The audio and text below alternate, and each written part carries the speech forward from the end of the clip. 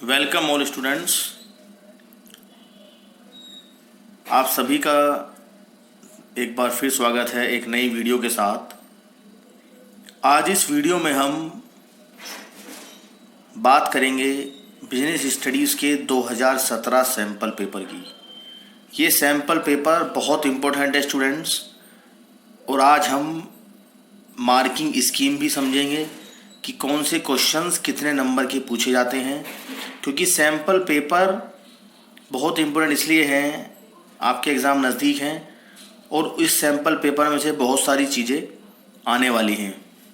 तो आइए देखते हैं सबसे पहले मार्किंग स्कीम कि किस चैप्टर से कितने नंबर के क्वेश्चंस आ सकते हैं। स्टूडेंट्स, पेपर में आपके 5 ही दिन बचे हैं, तो सब स्टूडेंट्स डरे नहीं, सिर्फ तैयारी करें अच्छे से। आइए शुरू करते हैं, और साईनाथ की कृपा सब पर बनी रहे, यही हम चाहते हैं, यही ईगो गुरु टीम चाहती है। जय हो साईनाथ, साई भगवान, साई बाबा से शुरुआत करते हैं आपके बीएसटी के एग्ज़ाम की, और हम आशा करते हैं कि आपका एग्ज़ाम बहुत अच्छा जाए। ये देखें, आपको स्टूडेंट्स स्क्रीन पर दिख रहा होगा, हमारे सामने 2017 सैम्पल पेपर की मार्किंग स्कीम है कि किस क्वेश्चन से, किस चैप्टर से कितने नंबर का क्वेश्चन आपका आएगा। पहला चैप्टर है हमारा nature and significance of management. इसमें से एक क्वेश्चन 4 नंबर का इन्होंने दिया है, और ये क्वेश्चन किस कैटेगरी का ये भी हम आपको दिखाएंगे, रिमेंबरिंग अंडरस्टैंडिंग। दूसरा प्रिंसिपल ऑफ मैनेजमेंट, इसमें एक क्वेश्चन 1 नंबर का और एक क्वेश्चन 6 नंबर का, 2 क्वेश्चन आपके हुए। तीसरा बिजनेस एनवायरनमेंट, इसमें एक क्वेश्चन आया हुआ है सिर्फ 5 नंबर में कि एनवायरनमेंट पहचाने। उसके बाद प्लानिंग में एक क्वेश्चन 1 नंबर, एक क्वेश्चन 3 नंबर, इसके थ्रू आप स्टडी करें स्टूडेंट्स। ऑर्गेनाइजिंग बहुत इंपॉर्टेंट है, एक क्वेश्चन 1 नंबर, एक क्वेश्चन 5 नंबर और एक क्वेश्चन 4 नंबर, 10 नंबर। ऑर्गेनाइजिंग बहुत इंपॉर्टेंट चैप्टर है स्टूडेंट्स। स्टाफिंग एक क्वेश्चन 4 नंबर, 2 क्वेश्चन 4 नंबर के, 8 नंबर स्टाफिंग आपका पूछा गया है। उसके बाद डायरेक्टिंग एक क्वेश्चन 1 नंबर, एक क्वेश्चन 3 नंबर और एक question 5 number, total 9 number directing.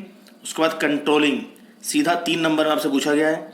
Financial management 1 number का एक क्वेश्चन और 6 नंबर का एक क्वेश्चन, 7 नंबर का। फाइनेंशियल मार्केट में 1 नंबर का एक क्वेश्चन, 3 नंबर का एक क्वेश्चन और 4 नंबर का एक क्वेश्चन, 8 नंबर। मार्केटिंग चैप्टर बहुत इंपॉर्टेंट है स्टूडेंट्स, सीधा 10 नंबर में पूछा गया है, एक क्वेश्चन 1 नंबर, 4 नंबर और एक क्वेश्चन 6 नंबर, 10 नंबर हो गए। कंज्यूमर प्रोटेक्शन एक क्वेश्चन 1 नंबर और एक क्वेश्चन 3 नंबर में आपसे पूछा गया है स्टूडेंट्स।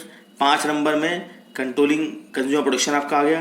टोटल हमारे हुए 80 मार्क्स, एक मार्क्स के 8 क्वेश्चन, 3 मार्क्स के 5 क्वेश्चन, 4 मार्क्स के 6 क्वेश्चन, 5 मार्क्स के 3 क्वेश्चन और 6 मार्क्स के 3 क्वेश्चन, टोटल 80 मार्क्स हुए स्टूडेंट्स। ये हमें ढंग से इसकी के अकॉर्डिंग हमें स्टडी करनी है स्टूडेंट्स। आइए अब समझते हैं हमारा अगला भाग, जिसमें आपको दिख रहा होगा कि हमने ये बात की थी कि एक क्वेश्चन 4 नंबर में जो आया हुआ है वो आया रिमेंबरिंग पार्ट से। रिमेंबरिंग मतलब जिसे हम याद रख सकते हैं, दैट इज़ कॉल्ड रिमेंबरिंग, जिसे हम याद रख पाएँ दैट इज़ कॉल्ड रिमेंबरिंग। उसके बाद प्रिंसिपल्स ऑफ मैनेजमेंट में एक क्वेश्चन रिमेंबरिंग का और एक क्वेश्चन अंडरस्टैंडिंग का। थोड़ा सा डिफिकल्ट पार्ट एप्लीकेशन, होट्स और इवैल्यूएशन होता है, पर उससे भी हमें नहीं घबराना, कोर्स आपकी हेल्प करेंगे। कोर्स आपको मिल जाएंगे, आप ईमेल आईडी अपनी भेजें, जस्ट इंटरनेट हैंडलिंग चार्जेज आपसे लिए जाएंगे और इसके अलावा कुछ नहीं। प्लानिंग में देखें रिमेंबरिंग और होट्स का पार्ट आया हुआ है। ऑर्गेनाइजिंग में भी रिमेंबरिंग एंड होट्स का पार्ट आया हुआ है और इवैल्यूएशन 10 मार्क्स। स्टाफिंग में अंडरस्टैंडिंग एंड एप्लीकेशन का पार्ट है। डायरेक्टिंग में रिमेंबरिंग एंड अंडरस्टैंडिंग का पार्ट है। कंट्रोलिंग में अंडरस्टैंडिंग का पार्ट आपसे पूछा गया है। फाइनेंशियल मैनेजमेंट में अंडरस्टैंडिंग एंड होट्स में एक आपका है इसमें होट्स 6 मार्क्स में। उसके बाद फाइनेंशियल मार्केट में भी यही आपको नज़र आएगा कि एक अंडरस्टैंडिंग है और एक क्वेश्चन हमारा एप्लीकेशन बेस है। थोड़ा सा एप्लीकेशन बेस पर ज़्यादा हमें ध्यान देना है। मार्केटिंग मैनेजमेंट एप्लीकेशन बेस और होट्स, और कंज्यूमर प्रोटेक्शन में भी एप्लीकेशन बेस और होट्स। तो ये हमारा पूरा आपको हमें समझाया अभी कि कैसे कैसे पेपर आपका सेट किया जाएगा बोर्ड एग्ज़ाम में। यह आपको पूरा अच्छी तरह समझना है स्टूडेंट्स। आगे हम बढ़ेंगे अब, तो आइए स्टूडेंट चलते हैं सीधा सैम्पल पेपर की तरफ। हमने समझ लिया कि क्या क्या हमें पूछा गया है। अब देखिए 3 घंटे का आपके पास टाइम है, 80 मार्क्स का पेपर आपसे पूछा जाएगा, क्योंकि 20 नंबर का आपने फाइल और प्रोजेक्ट दे चुके हैं। अब आपको सबसे पहले समझना है कि हमें आंसर कैसे देने हैं। 1 मार्क्स का क्वेश्चन का आंसर होगा एक वर्ड में या एक सेंटेंस में, सिर्फ ज़्यादा हमें नहीं लिखना है स्टूडेंट्स। तो 1 मार्क्स का आंसर हमें एक वर्ड में लिखना है। 3 मार्क्स का क्वेश्चन 50 से 75 वर्ड, 4 से 5 नंबर का क्वेश्चन 150 वर्ड और 6 नंबर का क्वेश्चन 200 वर्ड। सारे क्वेश्चन आपको करने हैं। पहले क्वेश्चन की तरफ बढ़ते हैं स्टूडेंट्स। देखें, what did Taylor want to communicate through mental revolution. 1 number question है और वो भी रिमेंबरिंग टाइम 1 आवर लिखा हुआ है। और किस चैप्टर क्वेश्चन है? चैप्टर 2। तो क्या होता है मेंटल रिवोल्यूशन, ये आपको इसमें बताना है। मैं आशा करता हूँ कि आप सबको पता होगा मेंटल रिवोल्यूशन का मतलब क्या होता है। तो स्टूडेंट्स, मेंटल रिवोल्यूशन माने होता है कि कंप्लीट ट्रांसफॉर्मेशन होना चाहिए मैनेजमेंट और वर्कर्स के बीच में। मतलब मैनेजमेंट जो है उसे वर्कर का एटीट्यूड पता लग जाए और वर्कर को मैनेजमेंट का। मैनेजमेंट को अपना सरप्लस वर्कर के साथ शेयर करना चाहिए और वर्कर को अपना काम करना चाहिए फुल डिवोशन के साथ। ये होता है हमारा मेंटल रिवोल्यूशन। अगला क्वेश्चन हमारा, what is mean by span of management. Span of management भी यूनिट 2 का क्वेश्चन है। क्या मतलब होता है स्पैन ऑफ मैनेजमेंट का? कि कितने सबऑर्डिनेट्स एक सुपीरियर इफेक्टिवली मैनेज कर सकता है। Number of subordinate effectively manage by superior, that is called span of management. पहली केस स्टडी देखें, मैंने आपको पहले भी बताया कि केस स्टडी कैसे सॉल्व की जाती है। पहले हमें पढ़ना होता है, उसके बाद किस चैप्टर की केस स्टडी है इस पर जाएं, किस टॉपिक की केस स्टडी है उसके बाद इस पर जाएं, और लास्ट में आइए समझते हैं कि इस केस स्टडी में हुआ क्या। Superfine rice limited has a largest share of 55% in the market. The company's policy is to sell only for cash. 55% market में शेयर था सुपरफाइन राइस लिमिटेड का। वो कंपनी की पॉलिसी है कि वो सिर्फ कैश मनी सामान बेचती है। 2015 में पहली बार कंपनी 1 नंबर पर पहुंची। जो 1 नंबर की कंपनी नंबर 1। तो इसमें हुआ क्या, 2015 में पहली बार कंपनी को 1 नंबर की पोजीशन के लिए किसी ने थ्रेट किया, क्योंकि अदर कंपनी क्रेडिट पर भी अपना सामान बेच रही थी। बट मैनेजर जो था सुपरफाइन लिमिटेड का, वो अब भी प्रीवियसली ही काम करता रहा और अपना प्लान उसने चेंज नहीं किया, because environment is not statistic, पर उसका प्लान ने काम नहीं किया। अब this led to decline in sales, उसकी गिर गई। अब इस सिचुएशन में हमें 2 लिमिटेशंस बतानी है स्टूडेंट्स, जो इसमें बताई गई। Identify these limitations. ये सिर्फ क्वेश्चन जो हमारा 1 नंबर का है, तो हमें सिर्फ लिमिटेशन इसमें लिख के छोड़ देना है।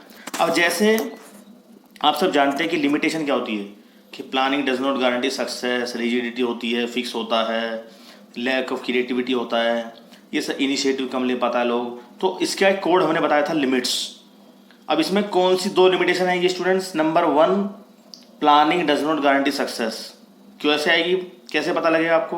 क्योंकि कंपनी ने पहले बहुत अच्छा हुआ, सेलिंग कर रही थी कंपनी, उसके बाद उसका अचानक शेयर गिर गया। तो planning does not guarantee success अगर आप एनवायरनमेंट को अडॉप्ट नहीं करोगे। दूसरा, प्लानिंग में not work in dynamic environment, क्योंकि एनवायरनमेंट इज नॉट स्टैटिक यहाँ पे लिखा हुआ है। तो हमारी केस स्टडी आसानी से सोल्व हो गई पूरा पढ़ के। 4th क्वेश्चन देखते हैं students. Why is it said that directing takes place wherever superior subordinate relationship exist. Directing हमें क्यों चाहिए? क्योंकि डायरेक्टिंग, इसका मतलब क्या है, जहाँ पर सुपीरियर सबऑर्डिनेट होंगे वहाँ पर डायरेक्टिंग क्यों ज़रूरी है? क्योंकि ये हर प्लेस हर लेवल पर लगती है, और ये इसलिए ज़रूरी है क्योंकि बिना डायरेक्टिंग के हम किसी को इन्फ्लुएंस नहीं कर सकते। 1 नंबर में इतना लिखना आपको। उसके बाद आगे देखिए, when is financial leverage favourable. कब होता है financial leverage favourable? Financial leverage माने क्या होता है कि डेब्ट आप कितना उधार ले रहे हैं। फाइनेंशियल लिवरेज फाइनेंशियल मैनेजमेंट का क्वेश्चन है। अब कब फेवरेबल होगा वो? जब ROI रेट ऑफ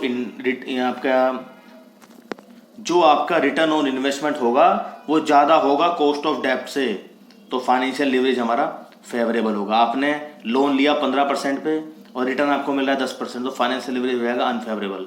हमारा रिटर्न ऑन इन्वेस्टमेंट ज़्यादा होना चाहिए कॉस्ट ऑफ डेब्ट से। 6th क्वेश्चन देखते हैं स्टूडेंट्स। ABC लिमिटेड ने इशू किया prospectus for the subscription of its share ₹500 crore 2008 में, कि 500 करोड़ के शेयर उसे बेचने हैं। The issue was over subscribe, 20 Guna over subscribe हो गया हमारा इशू, जो कि नहीं होना चाहिए। अब यहाँ एक चीज़ और देखें, company issued share to all the applicants on pro rata basis, पर उसने इशू कर दिया। लेटर सेबी ने इंस्पेक्ट किया था प्रोस्पेक्टस एंड कुछ मिसलीडिंग स्टेटमेंट उसे मिली कंपनी के बारे में, तो सेबी ने 5 करोड़ की उसके ऊपर पेनल्टी लगा दी और डीलर्स को बैन कर दिया। अब देखिए हमें कितना आसान क्वेश्चन है, फंक्शंस क्या निभाया और उसका टाइप कौन सा है हमें बताना है। तो साफ साफ पता लग रहा है दिस इज प्रोटेक्टिव फंक्शन, और आंसर क्या होगा, ताकि कोई अनफेयर ट्रेड प्रैक्टिसेस ना करे, prohibition of fraudulent and unfair trade practices, that is this answer. ये सारा सैंपल पेपर एकदम रट ले स्टूडेंट्स, क्योंकि इससे ही मिलता जुलता आपका पेपर आने वाला है, तो इसे अच्छे से करें। इसीलिए इको गुरु टीम ने इतनी मेहनत के साथ ये वीडियो बनाई है और आप तक पहुंचाई हैं, ताकि आप लोग इस वीडियो के सहारे थोड़े से नंबर गेन कर सकें। और लाइक सब्सक्राइब हमारा चैनल करना ना भूलें, और अपने दोस्तों के साथ भी इस वीडियो को जरूर शेयर करें स्टूडेंट्स। अब देखिए 7वां क्वेश्चन, रोनित राज अब मार्केटिंग मैनेजर, हमें पता है कि ये क्वेश्चन किस चैप्टर का है, हम नीचे डाल रहे हैं कंज्यूमर प्रोटेक्शन एक्ट। 1 नंबर का सिर्फ क्वेश्चन है। मार्केटिंग मैनेजर है is a patient of diabetes है, for which he take medicine regularly. अब एक दिन वो अपना पटना टूर पे था तो उसे एक्सीडेंट हो गया और वो हॉस्पिटलाइज हो गया। Due to doctor's negligence a delicate nerve of his right leg was cut rendering him crippled through it's life. अब उसकी राइट लेग की जो नर्व थी वो डॉक्टरों ने उसके साथ छेड़ा खाने की। अब आइडेंटिफाई द कस्टमर राइट, ये कंज्यूमर राइट जो यहाँ पर वोलेट किया डॉक्टर ने, right to safety, right to safety, right to heard, ये सब है इसके। तो सेफ्टी उसकी छीन ली डॉक्टर ने, तो ये हमें इसमें लिखना है, सिर्फ राइट टू सेफ्टी लिख के छोड़ देना है। आगे देखें, सिराजुद्दीन ने एक कार खरीदी 15 लाख रुपए की ऑटोमोबाइल कंपनी से और उसके एयरबैग को डिफेक्टिव पाया। बहुत सारी कंप्लेंट डाली डिस्ट्रिक्ट में, पर डिस्ट्रिक्ट सेटिस्फाई नहीं हुआ। फिर स्टेट में गया, दैट इज 3 टायर क्वेश्चन, ये 3 टायर क्वेश्चन है। स्टेट में जाने के बाद फिर नेशनल कमीशन में गया, फिर नेशनल कमीशन के बाद अब वो कहाँ जाएगा, क्योंकि नेशनल कमीशन में भी वो सेटिस्फाई नहीं हुआ।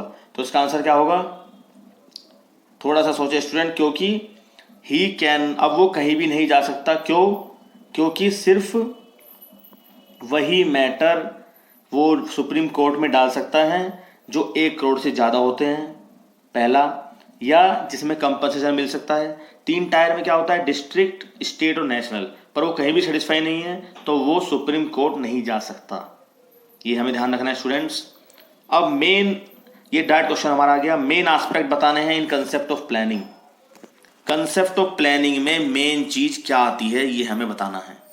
क्या आंसर होगा इसका स्टूडेंट्स, सबसे पहले हमें एक ऑब्जेक्ट सेट करना होता है, objective for a given time period, कि हम कैसे कब क्या करेंगे। अब क्या करेंगे हम, 3 नंबर क्वेश्चन है तो 3 पॉइंट आपको लिखने हैं। ऑब्जेक्टिव सेट हो गया, अब फॉर्मुलेट करेंगे वेरियस कोर्स ऑफ एक्शन, हमें क्या क्या अचीव करना है, और तीसरा सेलेक्ट कर लेंगे बेस्ट पॉसिबल अल्टरनेटिव्स। ये 3 इसके आंसर हुए। 10th question, how does controlling help in judging accuracy of standards and ensuring order and discipline, कैसे हमें ये बताता है। तो हमें ये 2 पॉइंट दिए हुए इन्वर्ट कॉमास में, इन्हें एक्सप्लेन करना है। आपको 3 नंबर मिलेंगे students. Understanding judging accuracy of standards, कितने एक्यूरेट स्टैंडर्ड आप बना रहे हैं। मैंने बोला कि एक आदमी 1 घंटे में बनाएगा 50 बोतल, जो पॉसिबल नहीं है तो वो गलत हो जाएगा। हमें एक्यूरेट रखना स्टैंडर्ड्स, और ऑर्डर डिसिप्लिन मेंटेन करना है कि हर चीज़ अपने स्थान पर हो और डिसिप्लिन वे में हमें काम करना है। कंट्रोलिंग हमारी उसमें सहायता करता है। 11वां क्वेश्चन देखिए, बहुत अच्छी केस स्टडी आपके सामने। मैसर्स बेटा limited deals in consumer goods, 100 workers है उसके पास, 10 मैनेजर्स हैं जो उसे कंटिन्यू गाइड करते हैं मशीनरी में। द कंपनी की पॉलिसी है कि of granting leave as per the requirement of workers के अकॉर्डिंग वह लीव भी देती है। थोड़ा सा समझती ध्यान में जाना चाहिए कि ये केस स्टडी किस लेवल पर पूछी जा रही है, कि बहुत अच्छी कंपनी है, लीव भी आपको मिल रही है। Generally granted leave on festivals को लीव देती है।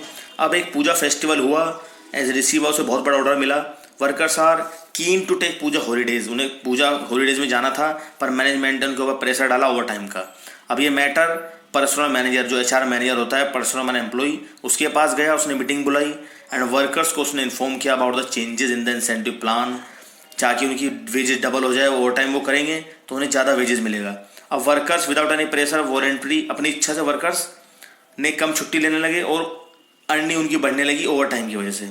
अब बोर्ड डायरेक्टिंग मीटिंग में पर्सनल मैनेजर ने बोला to update the management for achieving the higher output, meeting timely supplies without any confrontation with workers. तो पर्सनल मैंने रिप्लाई किया कि I just use a carrot with no stick approach. अब इस line को quote करके हमें दो एलिमेंट बताने हैं डायरेक्टिंग के। ये बहुत बड़ी लाइन है कि मैं सिर्फ उन्हें कैरेट दिखा रहा हूँ, जैसे खरगोश होता है उसे मैं कैरेट दिखा दूँ तो वो पास दौड़ा आता है। अगर इसी काम को वो डंडे से कराता तो ये काम ना होता। उसने बोला मैं आपको वेजेस दूंगा, प्यार से सारा काम उसने निकाल लिया। तो डायरेक्टिंग के दो चीज़ें इसमें हमें क्या नज़र आ रही है स्टूडेंट्स, देखिए पहली चीज़ क्या नज़र आई आपको उसमें, सुपरविजन, कि उसने गाइडिंग की एफर्ट ऑफ एम्प्लॉइज और अदर रिसोर्सेज को। क्योंकि सुपरविजन का मतलब क्यों आया इसमें सुपरविजन, क्योंकि it employs 10 operating managers to support the worker. और दूसरा मोटिवेशन, क्योंकि मोटिवेशन क्यों आया कि उसने डबल कर दी वेजेस। तो सुपरविजन और मोटिवेशन इसमें हमें एक्सप्लेन करना है स्टूडेंट्स। बहुत ईजी कंसेप्ट है, कोई भी दिक्कत नहीं आपको आने वाली। आगे देखें, money market is essential market for short term fund. हम सब जानते हैं कि फाइनेंशियल मार्केट दो भाग में डिवाइड होता है, पहला मनी मार्केट और दूसरा कैपिटल मार्केट। तो मनी मार्केट हमें बताना है। अब इसके 3 फीचर हमें बताने हैं मनी मार्केट के। पहला कि शॉर्ट टर्म फंड हमें मिल जाते हैं, उनकी मैच्योरिटी होती है 1 ईयर की। दूसरा, मनी मार्केट इंस्ट्रूमेंट्स बहुत ज़्यादा लिक्विड होते हैं, हाईली लिक्विड। और तीसरा, money market instruments are less risky. तो बहुत आसान पॉइंट्स हैं, लेस रिस्की, हाईली लिक्विड और 1 ईयर तक होते हैं। आगे देखते हैं, एक एनजीओ है ग्राहक शक्ति। तो ये एनजीओ क्या कराती हैं, ये कंज्यूमर के साथ डीलिंग करती हैं। अब during the discussion one of the member ने उसकी एक ध्यान दिलाया, exploitation of consumer due to defective unsafe product, adulteration, हम सब हमने पढ़ा है कंज्यूमर प्रोटेक्शन में। To this another member argue that consumer themselves, एक मेंबर ने बोला कंज्यूमर खुद उसके जिम्मेदार है एक्सप्लोइटेशन के लिए। अब चेयरपर्सन था जो ऑर्गेनाइजेशन का, वो इस ओपिनियन में था कि it was also duty of businessman, कि वह भी ध्यान दे, कंज्यूमर भी ध्यान दे और बिजनेसमैन भी, ताकि दोनों की चीज़ें बनी रहे। अब हमें state 3 points that highlights the need for consumer protection की हमें गिन ग्राहक शक्ति वर्कशॉप, ये हमें बताना है स्टूडेंट्स। 4 नंबर क्वेश्चन है। क्या जरूरत है, सबसे पहले ताकि वाइड स्प्रेड एक्सप्लोइटेशन ना हो कंज्यूमर का, अनऑर्गेनाइज कंज्यूमर्स हैं और सोशल रेस्पॉन्सिबिलिटी जो हमने पढ़ा है। तो कंज्यूमर प्रोटेक्शन जो है क्यों जरूरी है, वो नीड ऑफ कंज्यूमर प्रोटेक्शन वो हमें इसमें लिखना है students. 14 state any 4 functions of operational management. अब ऑपरेशनल मैनेजमेंट के 4 फंक्शन हमें बताने हैं। अब हमें डरना नहीं है ऑपरेशनल मैनेजमेंट क्या मतलब है, जो मैनेजमेंट की हम वर्क फोर्स की एक्टिविटी देख सकें, हम इंटरेक्ट कर सकें वर्कर्स के साथ, हम आउटपुट की क्वालिटी देख सकें, हम सेफ्टी मेंटेन कर सकें, इसलिए मैनेजमेंट होता है। चाहे वह स्कूल हो, घर हो, कॉलेज हो, हॉस्पिटल हो, हर जगह होता है ऑपरेशनल मैनेजमेंट। आगे देखें, रामदास 49 साल का है, जो एक एविएशन कंपनी में काम करता है, सबसे सीनियर मोस्ट एम्प्लॉय है वो अपनी डिवीज़न में। He is even senior to the division manager Kanaputti, उसका भी वो सीनियर है। Ramdas is considered one of the most committed, capable and hard working employ, इन सब में वो आता है। As a result of his ability and seniority he generally received the work assignment of his choice, but there was no formal designation of various special project assigned to Ramdas. He handled them as a matter of routine. तो उसे एक routine की तरह वो लगता है, वो करता रहता है। अब एक प्रॉब्लम आ गई, a problem developed where was an able intelligent person Nagarjun, जो 33 साल का है, रामदास 49 साल का था, वॉज अपॉइंटेड बाय कानापुत्ती। जो कानापुत्ती है उसने एक अपॉइंट कर लिया नागार्जुन। अब नागार्जुन ने प्रीवियस 3 ईयर एक्सपीरियंस था उसका इसी वर्क से रिलेटेड, तो ताकि उसे इसमें आसानी हो, काम में आसानी से वो कर सके। अब कई ओकेज़न पर क्या होता था कि नोटिस करता था कि दोनों एम्प्लॉय के बीच टेंशन होने लगी। However he did not want to get involve in their personal issues as long as the work was complete effectively and efficiently by them. दोनों अपना काम अच्छे से कर रहे थे। वन डे उनकी टेंशन्स बहुत ऊपर बॉइलिंग पॉइंट पर पहुंच गई और रामदास ने कंप्लेन की कानापुत्ती को कि वो अपनी ड्यूटी पर being largely taken over Nagarjun उसकी ड्यूटी ले रहा है। अब कानापुत्ती ने इशू किया the order stating that clear allocation of the jobs and related duties between the two. उसने प्रॉपर एलोकेशन का एक नोटिस निकाला और क्लैरिफाई किया वर्किंग रिलेशनशिप दोनों के बीच में, ताकि वर्कलोड कम हो, प्रोडक्टिविटी बढ़े। अब इसमें कौन सा स्टेप है, identify and state the step organising process which has not been carried out properly. पर कहे पर 4 नंबर पाने के लिए हमें कितनी मेहनत करनी होगी इस क्वेश्चन में। पहले का आंसर क्या होगा, कौन सा स्टेप ऑर्गेनाइजेशन प्रोसेस यहाँ पे नहीं लगा, असाइनमेंट ऑफ ड्यूटीज़, क्योंकि उन्होंने job position work different skills उसके अकॉर्डिंग ड्यूटीज़ नहीं दी। दूसरा 2 स्टेप बताने ऑर्गेनाइजिंग प्रोसेस के जो कानापुत्ती ने लिए रामदासी कंप्लेंट के लिए। पहला असाइनमेंट ऑफ ड्यूटी, दे दी उसने ड्यूटीज़, और दूसरा रिपोर्टिंग रिलेशनशिप। फिर 2 पॉइंट्स बताने इंपॉर्टेंस ऑर्गेनाइजिंग, बहुत आसान है, हमें इस प्लेस में बेनिफिट मिलता है और इफेक्टिव एडमिनिस्ट्रेशन होता है ऑर्गेनाइजिंग से। ये हमें इससे मिला, तो हमारी 4 नंबर की स्टडीज़ हो गई। कोड्स का इस्तेमाल हमें इसलिए ज़रूरी है क्योंकि कोड्स के थ्रू ही हम केस स्टडीज़ करेंगे एग्जाम के अंदर। आगे देखते हैं 16 question. Human resource management includes many special activities and duties which the human resource personal must perform. HR management को बहुत सारी ड्यूटीज़ करनी पड़ती हैं। In the light of this statement 4 duty बतानी है जो एचआर मैनेजर करता है। कितना आसान है देखो। रिक्रूटमेंट करना, जॉब एनालाइज करना, ट्रेनिंग देना, डेवलपमेंट करना, कंपनसेशन देना, ये सब इसके आंसर्स हैं। तो इसे ज़्यादा डिस्कस करने की ज़रूरत मेरे हिसाब से नहीं है। बहुत लंबी वीडियो आज हो गई है आपके लिए स्टूडेंट्स। मुझे आशा है कि इस वीडियो से आपको बहुत फ़ायदा होने वाला है। 17th क्वेश्चन देखें। एक रिजोल्यूशन प्राइवेट लिमिटेड एक पब्लिशिंग कंपनी है जो बुक छापती है बिजनेस स्टडीज़ की क्लास 12th की। अब as a result the employees in the marketing department are always racing against time. उन्हें टाइम नहीं मिलता। The employees had to work overtime भी करते हैं, वो हॉलीडे को भी काम करते हैं। अब मैनेजर है एक मार्केटिंग डिपार्टमेंट में, वो स्ट्रेस में आ गया and they have to handle 2 territory वो संभाल रहा है। The work stress has led to dissatisfaction, लोगों के अंदर आने लगा। तो name and explain the step of staffing process जो यहाँ पर अच्छे से नहीं लिया जा रहा है। कौन सा है वो है estimation of man power requirement. जितनी रिक्वायरमेंट हमें है उतनी हमने बंदे रखे ही नहीं। और दूसरा 2 स्टेजेस इसके बाद क्या होगी जो हमने बताया। तो आपको मैन पावर रिक्वायरमेंट कैसे पूरी करेंगे। नंबर 1 रिक्रूटमेंट, सर्च करेंगे एम्प्लॉयज़, और दूसरा सिलेक्शन। बहुत इजी क्वेश्चन है ये भी। 18 देखें। थोड़ी बड़ी केस स्टडी है पर बहुत इंपॉर्टेंट है। From financial market chapter. Unicorn security private limited establish की गई सिक्योरिटीज़ में डील करने के लिए, और रजिस्टर्ड की गई वो NSE नेशनल स्टॉक एक्सचेंज से और बॉम्बे स्टॉक एक्सचेंज से, क्योंकि हम यहीं पर अपने शेयर बेचेंगे। और depository participant CDSL and NSDL, आपको पता ही होगा, central depository service limited, securities limited और national security deposit limited.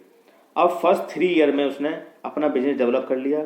After that the composition of board of directors change, board of director change हो गए।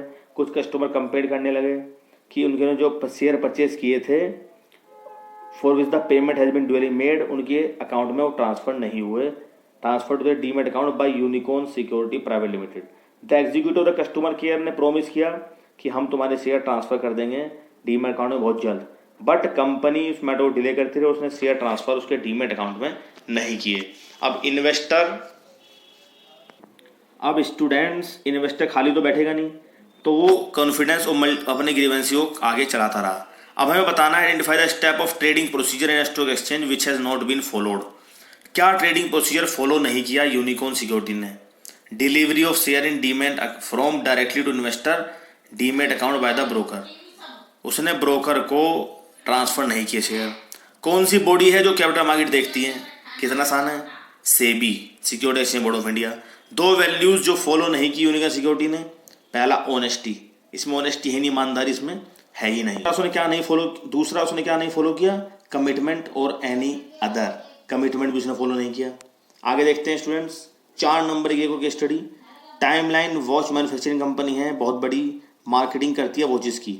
It performs various activity, market analyse, product designing, merchandising, packaging, सारा काम कर रही है वो। The company बहुत अच्छी, उसने कस्टमर बनाए हुए हैं।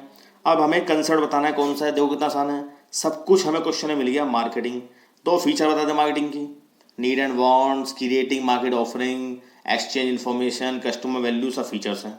ये भी आसान केस स्टडी थी। 20 में देखें, नमन को गोविंदा ने अपनी ग्रेजुएशन फिनिश की और उन्होंने स्टार्ट किया कि हम करेंगे रेल टिकट और एयर टिकट बुक का एजेंसी हम खोलेंगे कमीशन बेसिस पे, और उन्होंने प्रोवाइड कराएंगे हम टिकट यूज़ ऑफ इंटरनेट। ये आइडिया उन्होंने डिस्कस किया मेहता प्रोफेसर के साथ, जिन्होंने बताया कि भाई तुम पहले बिजनेस एनवायरनमेंट, तो उसका मतलब ये चैप्टर है बिजनेस एनवायरनमेंट, 5 नंबर क्वेश्चन हमारा आया हुआ था जो हम डिस्कस कर चुके हैं कि पहले आप बिजनेस एनवायरनमेंट को देख ले, उसके बाद ही आप कुछ खोलने का डिसीजन ले। ये उसने, तो वो आपकी परफॉर्मेंस पर दबाव डालेगा। कंप्यूटर देख ले, एनवायरनमेंट देख ले। अब हमें इसमें बताना है identify state the component of business environment, कौन सा इसमें है। सिंपल बात है, टेक्नोलॉजी का एनवायरनमेंट है, क्योंकि सारा काम टेक्नोलॉजी से होना है, इंटरनेट के थ्रू, एयर टिकट वगैरह का। उसके 2 फीचर्स बताने बिजनेस एनवायरनमेंट के, जो बताए मिस्टर मेहता ने। पहला स्पेसिफिक जनरल फोर्सेस, जो हमें दिख रहा था सोशल एनवायरनमेंट इन सब में, और दूसरा डायनामिक नेचर। और 2 बताना है हमें इंपोर्टेंस। इंपोर्टेंस कैसे पता लगेगी आपको, कि हमें थ्रेड देखना है, थ्रेड अपॉर्चुनिटी, ये सब होता है इंपोर्टेंस में। तो थ्रेड्स पता लग जाएंगी में, and help in early warning signals, और दूसरा it help in planning and policy formulation. ये हमें इससे पता लगेगा स्टूडेंट्स, ये भी हमें देखना है। आगे बढ़ते हैं 21 क्वेश्चन बहुत इंपॉर्टेंट है ये भी। Shan spices limited are the manufacturer of different food, मसाले वो बनाता है, राजमा मसाला, छोले मसाला। और मिस्टर राघव है उसके ओनर। जो company has created different department, उन्होंने बनाए purchase, production, marketing, finance, human resource, and there are 30 employees हैं। और planning is of paramount importance to the company. और mister Raghav believe that effective planning, अच्छी प्लानिंग से काम होता है। तो उसने एम्प्लॉयज़ को फोकस किया, ऑब्जेक्टिव एंड इंस्ट्रक्शन इशूज़ किए, वर्किंग आवर्स डिस्कस किए, एंड ही मेड, उन्होंने कुछ रूल्स बनाए कंपनी के लिए, अकॉर्डिंग टू विच एम्प्लॉयज़ को अलाउ नहीं था to visit and talk to employees to other department. Official work को छोड़कर कुछ भी काम वो नहीं करेंगे। और he emphasized on work performance. तो यहाँ पर state and type of organization, कौन सी ऑर्गेनाइजेशन है यहाँ पर? सिंपल है, बहुत सारे रूल्स है, रेगुलेशन है, अथॉरिटी है, हायरार्की है। तो फॉर्मल ऑर्गेनाइजेशन है, बहुत ईजी है ये हमारी ये फॉर्मल ऑर्गेनाइजेशन। इसके बाद एक फीचर हमें बतानी है जो इस कंसेप्ट, जो इस पार्ट 1 में आई हुई है। क्या फीचर है कि focus on objective and work performance. उसके बाद क्या पर्पस है इसका, behind the formulation of rules for the employees, और उसका रेस्ट्रिक्शन का, ताकि अवॉइड हम कर सकें इन्फॉर्म ऑर्गेनाइजेशन को और ऑर्गेनाइजेशन गोल को हम अच्छे से अचीव कर सके। तो वैल्यू क्या वॉल्यूट यहाँ पर हो रही है? एक तो फ्रीडम टू एम्प्लॉयज़, हम फ्रीडम नहीं दे रहे। दूसरा साइकोलॉजिकल सोशल नीड भी हम पूरी नहीं कर रहे। दो इसके वैल्यूज यहाँ पर मिस हुई, क्योंकि वो उन पर ध्यान नहीं दे रहा एम्प्लॉयज़ पर। मैस्लो की थ्योरी हमें बतानी है 5 नंबर में, बहुत ईजी थ्योरी है। 5 नीड इन्होंने एक्सप्लेन की। अब्राहम मैस्लो का नाम है। पहली बेसिक नीड्स, दूसरी सेफ्टी, तीसरी एफिलिएशन या belonging needs, fourth esteem needs, और सेल्फ एक्चुअलाइजेशन नीड। ये आप सब ने बहुत अच्छी तरह पढ़ा होगा, बहुत ईजी है ये। 23 ब्रीफली एक्सप्लेन वर्क स्टडी। ये देखिए 6 नंबर में वर्क स्टडी आपसे पूछा गया स्टूडेंट, जो मैं बार बार डिस्कस कर रहा हूँ, FW टेलर ने जो दी थी। इसमें 4 चीज़ आपको बतानी है, time study, motion study, fatigue study और मेथड स्टडी। ये आपका क्वेश्चन कंप्लीट हो जाएगा, ये 4 आपको एक्सप्लेन करने हैं जस्ट। उसके बाद 24 नंबर देखें। इस क्वेश्चन में दम इसलिए है क्योंकि ऐसा क्वेश्चन जरूर आएगा आपके एग्जाम में। A business that does not grow dies, कि एक बिजनेस मरते हुए नहीं बढ़ सकता। ये मिस्टर शाह ने बोला। ओनर है शाह मार्बल लिमिटेड के, 36 साल का इन्हें एक्सपीरियंस है और 80 करोड़ की कैपिटल है। बहुत छोटे टाइम में इन्होंने बहुत बड़ा कैश फ्लो जनरेट किया, जिससे उन्होंने फिक्स कैश पेमेंट नहीं बल्कि बफर भी अपने पास बचा लिया पैसा। अब कंपनी का ग्रोथ पाथ है नए कंज्यूमर्स जो इटालियन मार्बल खरीदते हैं। अब उसे डिमांड को पूरा करने के लिए अपना बिजनेस बढ़ाना है मिस्टर शाह को, जिसके लिए उन्हें 120 करोड़ चाहिए। तो फाइनेंशियल एडवाइजर ने उन्होंने बोला कि भाई आप 40% तो ले लें इक्विटी से और 60% डेब्ट से। मिस्टर सेठ ने लोन लिया, फाइनेंशियल इंस्टीट्यूशंस का सजेशन हुआ, पर वो कम होता है लोन लेना, तो उससे पर उनका फाइनेंशियल रिस्क बढ़ेगा। और रिटर्न टू इक्विटी से, though this will increase the financial risk but also raise the return to equity share holders. तो he also apprise him that issue of debt will not dilute the control of equity share holders. At the same time the interest on loan is a tax deductible expense from a competition of tax liability. तो यहाँ पर बात किस चीज़ की हो रही है? Identify and explain the concept of financial management. तो सिंपल है, कहाँ से पैसा ले, डेब्ट, इक्विटी, तो कैपिटल स्ट्रक्चर, बहुत इजी कंसेप्ट होगा कैपिटल स्ट्रक्चर पहले का। और 4 फैक्टर्स क्या क्यों अफेक्ट करेंगे कैपिटल स्ट्रक्चर को, वो 4 फैक्टर्स मुझे बताएं। पहला, कैश फ्लो पोजीशन। आपकी कैश फ्लो पोजीशन कैसी है? कितनी जल्दी जल्दी कैश आता है? कैश जल्दी आता है तो आप डेब्ट की तरफ जाएंगे, देर में आता है तो इक्विटी। फ्लोटेशन कॉस्ट किस में ज़्यादा लगती है?